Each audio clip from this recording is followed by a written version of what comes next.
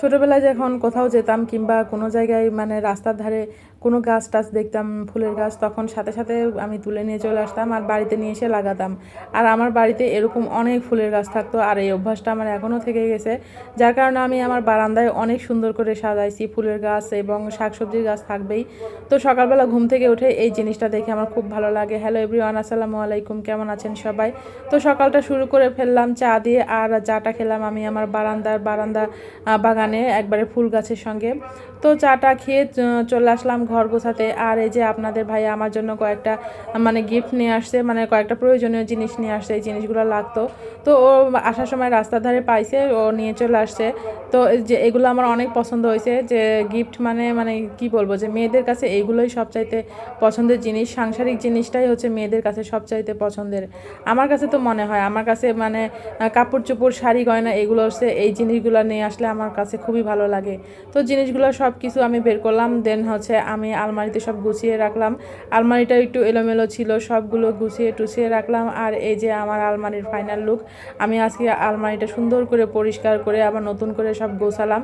কেমন হয়েছে সবাই কমেন্ট করে জানাবেন। আর হচ্ছে এগুলো করে আমি রান্নার জন্য চলে যাব। তো হচ্ছে আজকে হচ্ছে আমি রুটি বানাবো অনেকগুলো। আর হচ্ছে রুটি যেহেতু আমার প্রতিদিন সকালের নাস্তার জন্য অনেক কষ্ট হয়ে যায়, দুইটা পেজ নিয়ে কাজ করা, এগুলো সংসারের কাজ করা অনেক কষ্ট হয়ে যায়। তো ভাবলাম যে আজকে একবারে রুটি বানাবো, একেবারে মানে কি বলবো, এক সপ্তাহের জন্য। আমরা সকালে আর রাতে রুটি খাই। তো সকালবেলা ঘুম থেকে উঠে একটু নাস্তা বানানোর জন্য অনেক আলিশ লাগে।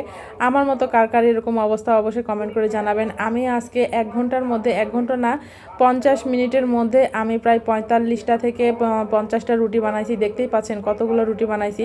রুটিগুলো যদিও গোল হয়নি গাইস, আমি কিন্তু রুটি অনেক সুন্দর গোল করে বানাতে পারি, কিন্তু আজকে অনেক তাড়াহুড়া করে বানাইছি, কোনো রকমে খাওয়া হলেই হলো। তো বানিয়ে আমি এগুলো সব ফ্রিজে রেখে দেবো। নর্মালি আমি এইভাবে রেখে দিই যে মানে খালি শুধু বের করে গরম করে খেলেই হয়। তো আজকে বেশি কিছু রান্না করে নিই। আজকে হচ্ছে রুই মাছের পেটি ছিল, তো পেটিগুলো দিয়ে কচুরলতি রান্না করছি, যেহেতু কচুরলতি কাটাই ছিল ফ্রিজে। তো ভাবলাম যে এটা দিয়ে আজকে চালিয়ে দিই, যেহেতু অনেক কাজ করছি আজকে। তো ও চলে আসলো অফিস থেকে, আজকে দ্রুত চলে আসছে অফিস থেকে। তো গরম গরম তাড়াতাড়ি করে রান্না করে দুজনে খেতে বসলাম। তো এভাবে আজকে আমার ব্যস্ততম দিনটা গেল। আর কি বলবো, সকাল থেকে কাজ করতে করতে কীভাবে যে দিনটা চলে যায় আমি নিজেও টের পাই না।